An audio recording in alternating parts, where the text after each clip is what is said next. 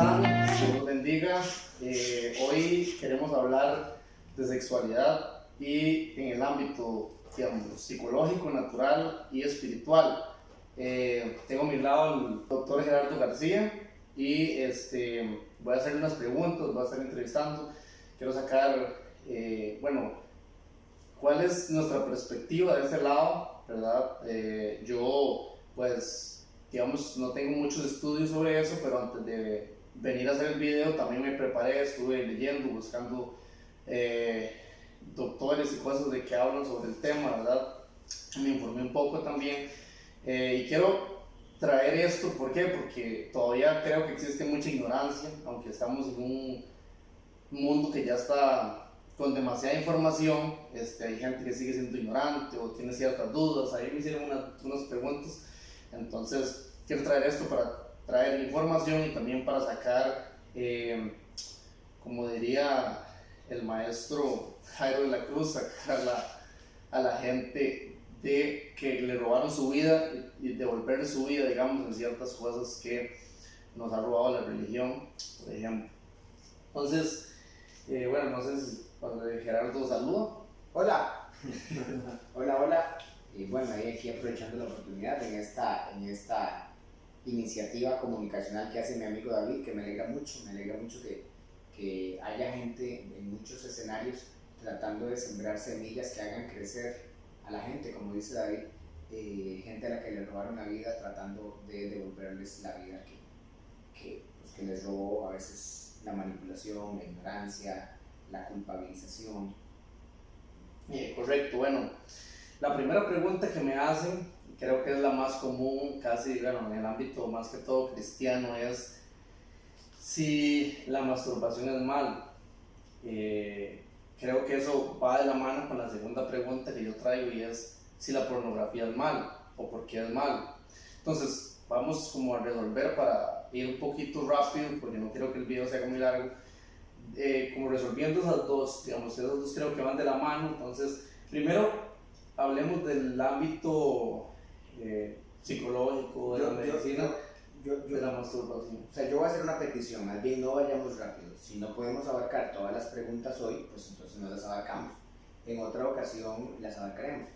Pero los temas importantes no se atienden rápido, o sea, no deberíamos de ir rápido, no es como un requerimiento, no es requerido ir rápido, vayamos más bien despacio. Que en el 2021 haya gente que pregunta si la masturbación es algo malo, y que sé que lo preguntan desde el sentido moral, de verdad es casi vergonzoso.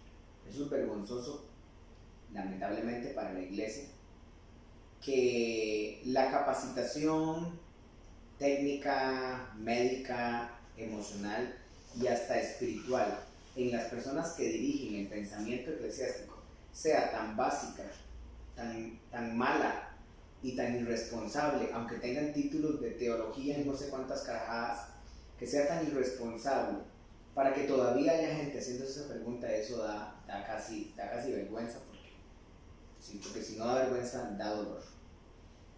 Hace muchos años, yo fui pastor de jóvenes muchos años, hace 2 años no soy, ¿verdad? Pero hace como fui pastor de jóvenes como 11 años, y nunca ni siquiera necesité predicar de ese tema, porque nunca eso se convirtió en un problema en los movimientos que teníamos, que eran muy numerosos. Y aclaro que no éramos de un corte libertino, ¿ok? Pero hace muchos años yo llegué a la conclusión de que cuando un predicador sentía que no estaba, vamos a hablar de los que dan la doctrina, ningún cristiano evangélico puede acusar a sus líderes de la mala doctrina que les han dado, porque no es culpa de los líderes que los cristianos evangélicos por lo general sean muy vagos y muy dejados para buscar en la palabra de Dios, que nosotros llamamos la palabra de Dios, la Biblia, su revelación, para encontrarse con las verdades del amor de Cristo en los evangelios. Los evangélicos les dan mucho por no leer, por no conocer. Entonces los evangélicos quedan con lo que les cuentan. Y aquí es donde yo digo que es vergonzoso. Y es que tenemos personas que están repitiendo cosas que Martín Lutero dijo hace 500 años. Yo respeto la reforma de Lutero, considero a Martín Lutero un héroe. Pero nunca se me olvida cuando estaba en la universidad y lógicamente desde otra perspectiva nos hablan del lado oscuro de Lutero, que no era tan lado oscuro. En el año 1500, 1498, 1500 algo, Martín Lutero dijo que las personas con síndrome de Down eran personas endemoniadas y que merecían morir. Digamos, palabras más, palabras menos. Pero eso no es atípico el pensamiento de aquella época, digamos, era el pensamiento de aquella época. Entonces hay un montón de cosas que tienen que ver con el pensamiento y el momento en que la persona exhibía un pensamiento que entonces se da en los institutos, se repite en los institutos, se recita en los institutos y las personas no se esfuerzan, las personas que dirigen, digamos, los que dan el discurso, los que manejan la doctrina, y eso se llama adoctrinamiento, no tiene otra manera, no se esfuerzan ni siquiera en analizar, ni siquiera en buscar, ni siquiera en investigar, simplemente adoptan una fe contada por otros, vendida por otros y adoptada por otros, porque los sistemas eclesiásticos muchas veces usan la culpa y la manipulación para mantener una dependencia en las personas y ese tipo de cosas. Esos son otros fenómenos de los que tal vez no nos alcanza el tiempo para hablar. Pero entonces desde ahí tenemos una enseñanza repetitiva con cosas que de verdad da vergüenza que hoy no las hayamos resuelto. ¿Ok? Entonces, respuesta directa. Primero que todo, no tiene nada que ver la masturbación con la pornografía. Son temas totalmente diferentes y no tienen, digamos, ni siquiera puntos de encuentro, más que a veces las personas con una adicción a la pornografía se masturban a raíz del consumo de pornografía, pero son temas de verdad totalmente separados. ¿Okay? La masturbación, el hecho de autoexplorarse, generalmente comienza en la adolescencia, el hecho de autoexplorarse es un hecho. Digamos, la persona crece y él autoexplora su cuerpo. Y eso es un hecho. O sea, eso es un hecho. Mañana sale el sol, el adolescente se va a autoexplorar y va a jugar con su cuerpo y va a vivir las experiencias que su cuerpo le genere. Si no hay una satanización del acto, entonces el acto es una situación pasajera, es una estación y es una conducta recurrente a lo largo de la vida de la persona, o puede ser perfectamente una conducta que desaparezca. Pero cuando hay una satanización del acto, la persona genera compulsividad más que adicción. ¿Okay? A la masturbación. Y la satanización del acto solo sucede en ambientes religiosos. En encuestas que se hicieron en otro tiempo, tal vez hace 20 años, pero yo digo que es que este tema debería estar resuelto. Hace 20 años, tal vez, o más, se hicieron encuestas entre jóvenes universitarios de 17, 18 años en Estados Unidos. Y los jóvenes creyentes practicantes se masturbaban con la misma regularidad que los jóvenes no creyentes. Pues por más que les habían enseñado, la doctrina no alcanza para contradecir su biología. Con la gran diferencia de que los jóvenes cristianos padecían de culpa y los otros no. ¿Okay? Entonces, al satanizarse la conducta, es que se les convierte en un tema. Yo lo pude comprobar durante los años que trabajamos en esto, como les digo, que cuando el joven no se le sataniza una conducta, él no le genera culpa. Al no generarle culpa, no genera compulsión a la culpa. En medio de eso no solo están las iglesias, sino está la ignorancia de los padres y sobre todo de las madres, que no pueden aceptar que el chiquito ya no es chiquito, digamos, que es un adolescente teniendo ciertas conductas de adolescencia. Entonces, ¿es malo? Bueno, yo voy a responder, no puedo reducir mi respuesta a blanco o negro, digamos. Es biológicamente pasa, es biológicamente, y creo que es biológicamente necesario, va a suceder dentro del crecimiento, y es lo que es malo es nuestra actitud adultocrática, la adultocracia, que ya vivió allá satanizándole a los carajillos cosas que van a vivir en su adolescencia, y lo peor y lo más doloroso de todo, digamos, que los evangélicos usan la Biblia como referencia. Y esos... Espérate. Y no hay un pasaje bíblico que hable de la masturbación. Y la excusa que usan es que la Biblia dice, huye de las pasiones juveniles. Ajá, mi mayor pasión juvenil era la ira. Y mis ataques de ira y las cosas que hice bajo un ataque de ira en la adolescencia fueron 100 veces peores para otros, para mí mismo, 100 veces más peligrosas que si me masturbé o no. Entonces, estás cogiendo un texto y lo aplicas a tu prejuicio y de ahí te desarrollas una doctrina. Entonces, le hablo a los creyentes y entonces ahí ponen historias como la de Onán, el onanismo, que no tiene absolutamente nada que ver con la masturbación. Y este otro versículo, y se les acaban. Y me acuerdo un líder que yo tenía que él decía que no, que en Eclesiastés, que en Ezequiel dice que aquellas, sí, todos son interpretaciones. Entonces, un tema que yo creo que ni siquiera fue relevante para el creador, nosotros muy típico en los evangélicos, y lo digo con respeto y con el afán de generar por lo menos un pensamiento. Si quiere enojarse, enójese. Si quiere dejar de seguirme, deje de seguirme. Si quiere odiarme, odie. Si quiere cortar este pedazo y enseñarlo, vean, ahora predica satanidades. Bueno, háganlo, hagan lo que quieran. Pero de verdad es muy doloroso que este tema que creo mi pelota le dio, ustedes y nosotros, bueno, yo no, perdón, en ese tema en particular creo que estoy libre, lo hayan convertido en un dogma para manipular y generar culpa. Sí, correcto. De hecho, yo estuve buscando, vamos a buscar qué dice la gente o qué versículos usa o etcétera. Yo me encontré con unos 15.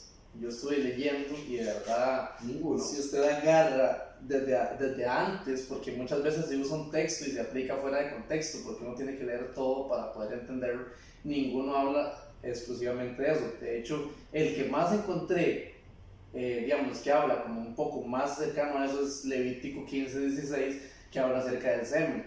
Pero en ese punto, si usted sigue leyendo, se encuentra que hasta hablaba, digamos, en ese tiempo, hablaba de que hasta cuando uno tenía una relación con una mujer y cuando eyaculaba, por decirlo de cierta manera, quedaba impuro hasta el otro día. Entonces son cosas totalmente diferentes, en contextos diferentes, en regiones diferentes. Pues hablemos sobre esa impureza, porque entonces después de esa impureza sale Deuteronomio hablando sobre la mujer impura porque le vino la menstruación.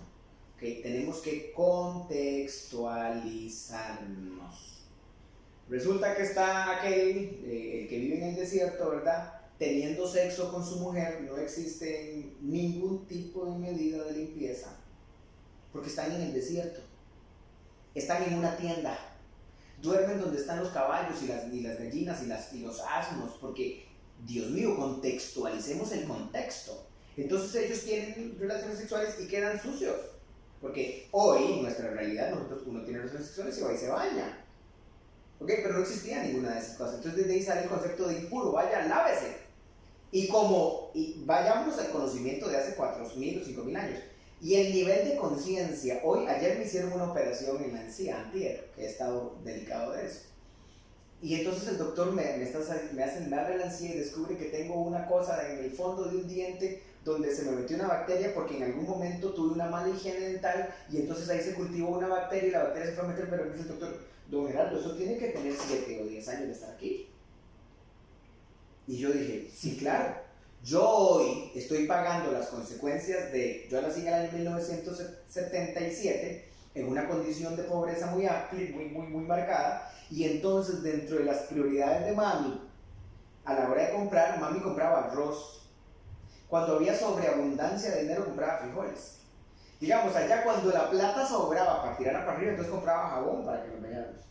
Entonces cuando ya estaba garantizado el arroz, los frijoles, pues tal vez usted no lo entiende porque usted no vivió sus grados de pobreza. Hasta que estaban garantizadas esas cosas, o sea, como a los 10 años nos pudo comprar un cepillo de dientes, nunca hubo un cepillo de dientes. Entonces la cultura de la higiene vocal es algo que yo aprendí ahora de viejo. Entonces mi ausencia de cultura me generó eso. Entonces hace 5.000 años, imagínense la cultura de la limpieza. Entonces la única forma de que la gente se limpiara es que en una Biblia un Dios les dijera que era impuro. De ahí sale el término impuro, tenía que ver totalmente con higiene. Por eso los hombres de estas historias se tenían que circuncidar. La circuncisión tenía que ver con higiene. Fuera de eso, todo lo que la gente ha hecho, perdónenme, pues se los digo de frente, si usted puede tener 3 títulos de teología y yo, digamos, lo respeto como persona, por ser persona, pero le digo a usted de frente que usted está cogiendo tapetes de cosas para inventarse una doctrina o para repetir lo que le dijeron. Esto ni siquiera, por eso hasta me da como vergüenza sinceramente contestar esa pregunta, pero la contestamos porque es una pregunta que nos salió en las redes. Me da vergüenza que en el 2021 los muchachos todavía estén debatiendo sobre eso. Me da tanta vergüenza porque me siento en el año 875 a.C., no sé, en una isla de Grecia, respondiendo a esta pregunta. De verdad, o sea. Ok, antes de pasar a la otra, estaba, digamos, por ejemplo, para dar un dato, estaba escuchando a una sexóloga un día, por ejemplo, en ese tema de la masturbación, que decía que, por ejemplo, las mujeres que lo hacen a temprana edad, y etcétera, y se autoanalizan y se buscan, digamos, se conocen ellas mismas en ese ámbito, son mucho más placenteras y disfrutan mucho más la relación íntima con su marido porque se conocen. Digamos que una mujer que no se conoce muchas veces pasa reprimida. Bueno, te ayudo con eso. En realidad eso no le pasa solo a las mujeres. Eso le pasa también a los hombres. Se vive como igual, yo lo digo como terapeuta. Y no tiene que ver en sí con el hecho de masturbación. Tiene que ver con todo un dogma como existencial que ha satanizado el sexo. Y ahí lamentablemente entra de nuevo la religión. Porque nosotros vivimos, todos nosotros tenemos una epistemología existencial. Usted tiene una, yo tengo una, usted tiene uno que no entiende esa palabra. Nosotros fuimos al colegio y vimos un poco filosofía. No entendíamos nada ni de Platón, ni de Aristóteles, ni de los epicúreos, ni de los otros estoicos. ¿Okay? Los epicúreos son los que dicen que hay que vivir por el placer, los estoicos son los que dicen que hay que retenerse de todo, Platón y su mundo, las ideas y el mito de que tenemos el conocimiento, que no tenemos, y Aristóteles, que es el primero que es monoteísta y otra serie de cosas. Usted lo leyó y usted ni pelota le dio, pero usted no se dio cuenta que el mundo está influenciado por sus pensamientos desde hace 2500 años, que la política, que la religión, que la existencia está influenciada por sus pensamientos y que usted, por ende, está influenciado por sus pensamientos, y que dentro de eso usted y yo vivimos porque somos creyentes y metemos y le agregamos a los pensamientos de los que estamos influenciados sin que usted se dé cuenta, y usted no se da cuenta porque no lee. Digamos, no, si usted, perdóname que se lo diga, si usted no lee, no se enoje conmigo, digamos. Y entonces, dentro de esas cosas le metemos a nuestras vidas el dogma cristiano, ¿ok? Y el dogma cristiano enseñó hasta hace, yo me acuerdo, en el año 1993, yo teniendo una discusión sobre esto, porque el dogma cristiano enseñó durante no es tanto, no es cierto. Digamos, el dogma cristiano, desde que lo asume la fe católica, que espero que usted no maltrate, porque yo lo respeto profundamente, solo son datos históricos que tenían que ver con lo que sucedía en el año 400 después de Cristo, en el concilio, creo que es en el concilio de Nicea, cuando puedo estar equivocado en esto y lo digo públicamente por si es otro dato que usted lo tiene, pues lo felicito y compártanoslo, no me regañen por decir algo que tal vez estoy equivocando. En algunos de estos concilios se determina que el pecado original, o sea, el pecado que desató toda la desgracia sobre la humanidad, por eso se llama el pecado original, lo que hizo que Adán y Eva dejaran de ser santos como eran santos, el pecado original fue tener sexo. Es el pecado original. O sea, que ellos tenían, Dios los puso juntos en el jardín para que se vieran juntos y se vieran así las manitas a la distancia. Y digamos, ay, con una vergüenza, ¿verdad? Y que oraran juntos, ¿verdad? Digamos, estaban chingos, eran biológicamente sanos. Así que estaban biológicamente, listos, available, disponibles. Vían a todos los animales que tenían permiso en el huerto de tener sexo, pero ellos no. Fijo, Adán no tenía erecciones involuntarias. ¿Sí saben qué son las erecciones involuntarias? Después de que una persona entra en su edad de desarrollo sexual o maduracional, empieza un hombre, empieza a tener erecciones involuntarias. Las erecciones involuntarias son que al chiquillo de 10, tal vez 11, se le empieza a parar el pene, se le empieza a erectar el pene y se le puede erectar 10, 15, 20, 30 veces por día. Eso es una erección involuntaria y no te deja de pasar, yo creo que como hasta los 30 y algo de años, cuando las cargas del estrés, el trabajo, las arterias llenas de grasa y otros montón de cosas hacen que usted tenga menos erecciones involuntarias. Pero hasta mis 44 años tengo erecciones involuntarias, no con la misma frecuencia que las tenía a los 20 años, porque lógicamente hoy vean la panza, digamos, el colesterol, o porque, digamos, estoy muy trabajado y ocupado y demás. Porque las erecciones involuntarias existen. Entonces, yo tenía la erección involuntaria, pero no sentía nada. Entonces, vea la barrabasada, o sea, vea cómo nos convertimos en este ser. Entonces, eso, en este ser ideológico, porque nos meten en esa ideología, entonces el sexo se sataniza y es desde ahí que empieza todas estas disfunciones sexuales. No tiene en realidad que ver con la exploración de la masturbación o no. Bueno, digamos, ella hablaba, de hecho, Dígale que yo dije que no. hablaba de hecho de que eso es muy... Perdón, pues estoy revisando las notas. Del lado de la, digamos, de la religión y eso, que las mujeres que vienen, que son casadas con pastores, etcétera, pues muchas veces son las que más sufren por estar reprimidas y ese tipo de cosas, pero que sí, digamos, es importante el estudiarse y eso, porque así, si la mujer se conoce, sabe, digamos, qué hacer o cómo, digamos, si habla con la pareja, pues es una intimidad mucho más placentera y que es sumamente importante para el ámbito de los dos lados, aunque hoy alguna gente diga que no. Bueno, pasamos a la segunda pregunta, que es acerca de la pornografía. Voy a leer un versículo que a mi parecer podría, pues, tener relación a eso, o algo, digamos, que bíblicamente podríamos adoptar a ese tema, que me puedo estar equivocando también, entonces usted me puede decir el punto de vista que usted tiene sobre este versículo, y luego, digamos, del ámbito psicológico, por qué sería malo la pornografía también.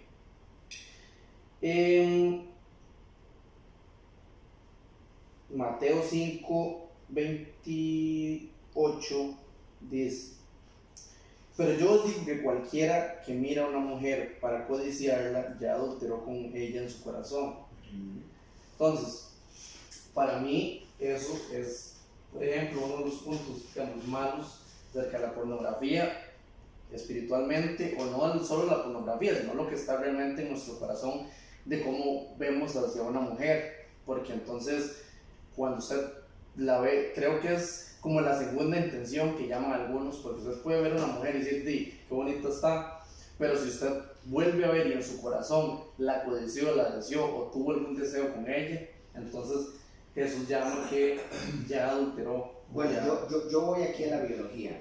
Primero que todo, hay temas que yo ni siquiera necesito tratar desde la perspectiva cristiana, porque solamente desde la perspectiva médica ya es suficientemente malo, y eso es la pornografía, ¿ok? Ni siquiera necesito tocar una idea cristianocentrista, digamos, que es de nuestro dogma cristiano, porque, digamos, médicamente y psicológicamente es una cosa terrible. Voy sí a referirme y tocar el versículo. Cuando Jesús dice que cualquiera que ve una mujer y la codicia en su corazón, la palabra codicia significa deseo de tener. Hay una parte que es biológica, o sea, biológicamente usted va manejando y usted ve una mujer y dice, wow, qué bonita. Es bonita, digamos. Y biológicamente su cerebro, la biología es jodida, porque la biología solo es biología. La biología, en realidad, lo que le está diciendo a su cerebro es: en esas caderas yo podría dejar un hijo de mi genética para seguir sosteniendo la especie. Esto es la biología. ¿Okay?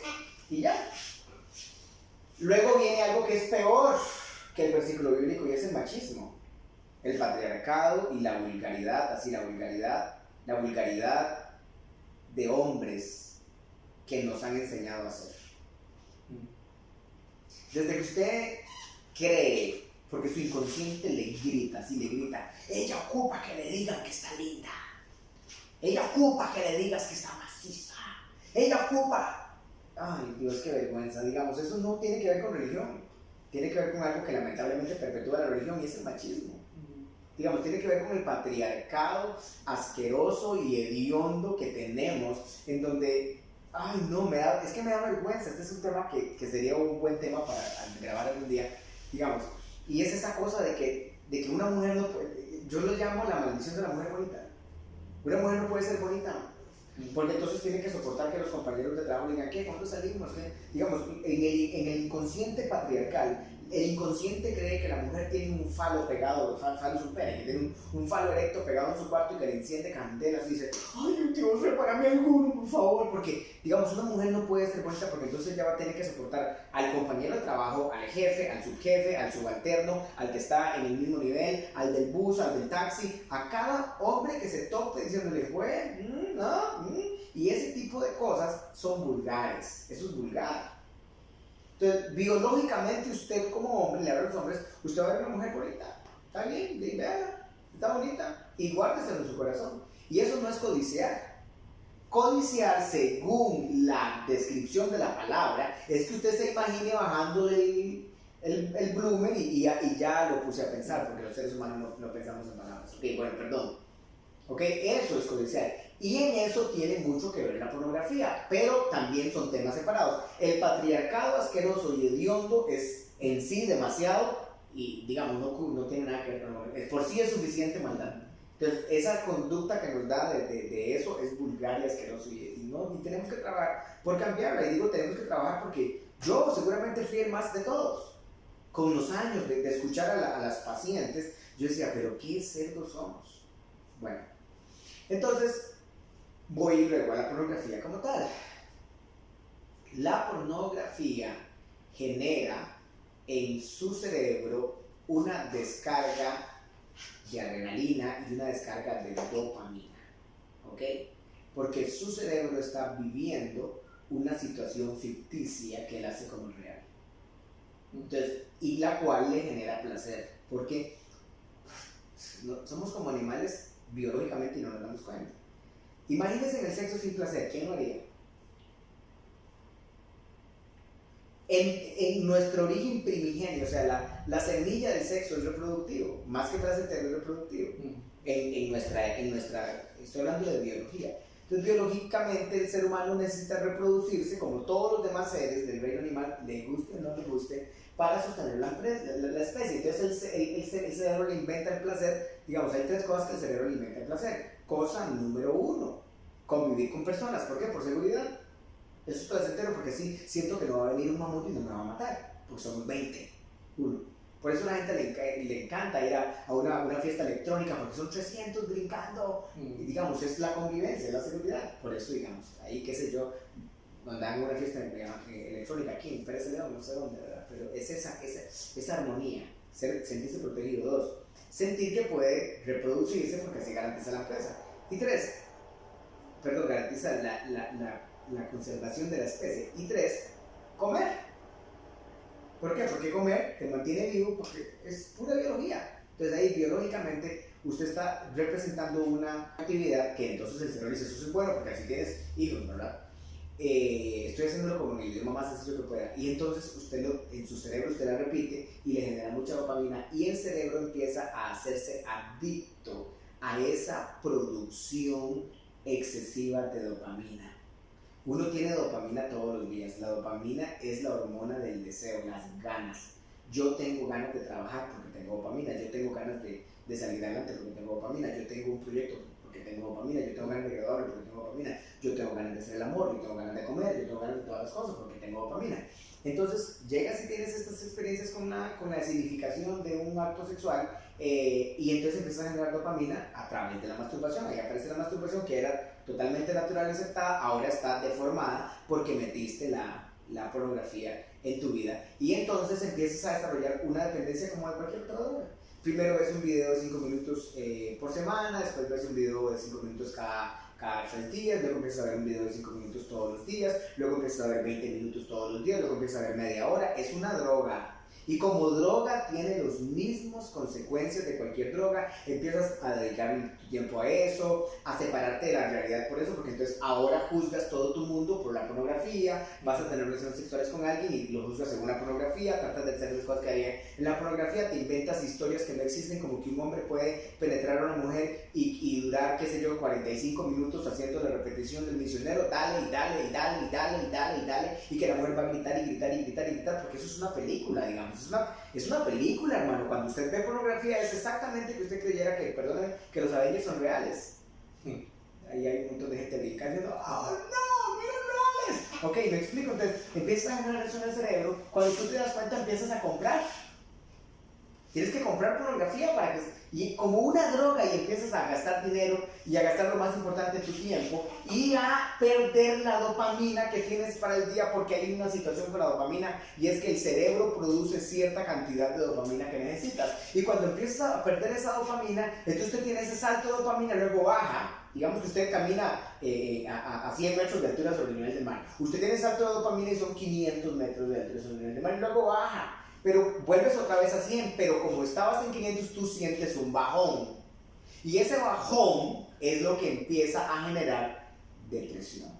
Este bajón empieza a generar un trastorno dismórfico porque, digamos, o sea, se lo digo aquí y se lo digo en la radio y en la tele y en una conferencia, y el hombre termina viendo la pornografía por el pene del otro hombre, porque está sufriendo porque él no tiene el pene del tamaño del otro hombre. Y digamos, no, es una película, digamos, todas las estadísticas y estudios y demás han demostrado que el tamaño del pene en un hombre latino anda entre 13 y 15 centímetros, que en casos excepcionales 16, y que, digamos, un dios árabe 17. Ok, esos de 25 centímetros, digamos, bueno, no sé cómo hacen para que se les pare y no les dé paro cardíaco, porque, digamos, toda la sangre ahí. Entonces, pero el hombre viendo esto empieza a sufrir con su propia autoestima. Y de esta cultura excesivamente adicta a la pornografía, lo cual se convirtió en una cosificación del sexo, porque convierte el sexo en una cosa. Entonces ya el sexo no es una experiencia, ya el sexo no tiene que ver con pareja, ya el sexo no tiene que ver con amor, el sexo solo es una cosa placentera. Y genera muchos trastornos, se los digo con propiedad, porque lo atiendo muchísimo en terapia, y al ser una adicción generalmente no se puede salir sin ayuda. La pornografía termina destruyendo matrimonios porque la otra persona se siente víctima de la pornografía que su pareja ve, se siente víctima de las prácticas, se siente víctima de lo que le exigen, se siente víctima de que la obliguen a ver y él o ella no quieren ver, digamos. Y entonces es meter suciedad en tu casa, y se tiene que tratar, tienes que tratarte eso psicológicamente. Y como yo sé que esto lo ven un montón de personas cristianas evangélicas, déjenme decirle que yo creo en Dios, de verdad yo creo en Dios. Perdónenme si le parezco una persona rara o atea o esas varas. Y yo creo en Dios, o por lo menos me pongo en manos de Dios todos los días y digo, Dios, ayúdame hoy a hacer algo que le ayude a alguien y que dé luz, ¿verdad? Y que refleje un poquito de amor. Pero yo que creo en Dios tengo que decirte claramente que no todo en la vida se resuelve con oración. Ubíquese de verdad, o sea, y me encuentro continuamente esa persona que es líder cristiano, que vive esto, que está amarrado en estas depresiones y en estos dolores, y que no puede buscar ayuda porque le da vergüenza. ¿Le da vergüenza por qué? Vuelvo al pecado original, porque hemos satanizado el sexo y todo lo que tenga que ver con sexo, entonces una persona no puede hablar. Hace poco salió un reportaje de un pastor en no sé qué país, Corea o China, no me acuerdo cuál país, que era súper famoso allá en Asia y que fue descubierto mandándole fotos a alguien, a mujeres, digamos, fotos de sexting. O a hombres, no sé, no me acuerdo, porque yo no soy de pegarme en los chismes. Entonces hay un chat ahí nacional de pastores en el que yo estoy, entonces pasan esto, miren hermanos, cuídense, hoy más que nunca. Y yo dije, un montón de hipócritas, perdón. Digamos, perdón. ¿Cuídese qué? Si un pastor padece de alguna de estas cosas, ¿a quién le puede contar? ¿Sí? ¿A dónde acude? Que no se sienta juzgado, que no se sienta señalado, que él pueda hablar y decir, estas son irrealidades sexuales.